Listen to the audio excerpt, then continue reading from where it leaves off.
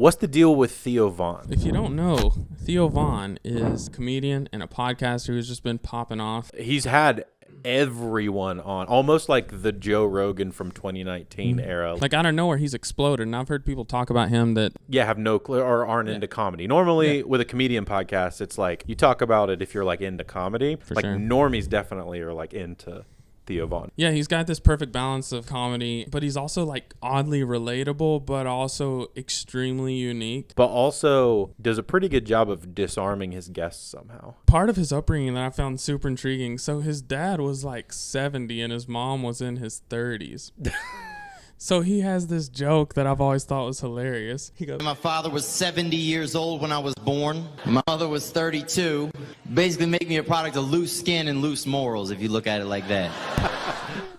that was like in like one of his earliest comedy bits. That's whenever really he funny. really started to hit the scene. He had a crazy upbringing in Louisiana, and then he tried all these like MTV shows and different things to really just try to like get into entertainment. Yeah. Then he went on Last Comic Standing. Comic Standing. Yeah. From there, he's just started podcast after podcast, random shows. He's also very well connected. He came up with a lot of like the comics that are bigger in comedy now. Chris D'Elia, Bargatze. They have a whole squad right now that like literally just blew up. Who's the guy who always has his shirt off? Bert Kreischer. Bert Kreischer's in that. And all these guys are friends with Joe Rogan, so they have a mega platform that they've been able to go to. The thing that I found super interesting was specifically 2022, when TikTok hit it off, and then all the other platforms started posting shorts. That specifically is when Theo Von started exploding. It wasn't even him posting it. It would be like top 5 funniest Theo Von moments were just going viral. And then from there, his show just exploded. And the funny thing is, it wasn't even like different moments a lot of the times on those clips. It was like 3 of the same moments and 2 different moments. But like those 3 moments were so good that people didn't care and they just wouldn't mind watching them again. It's so true.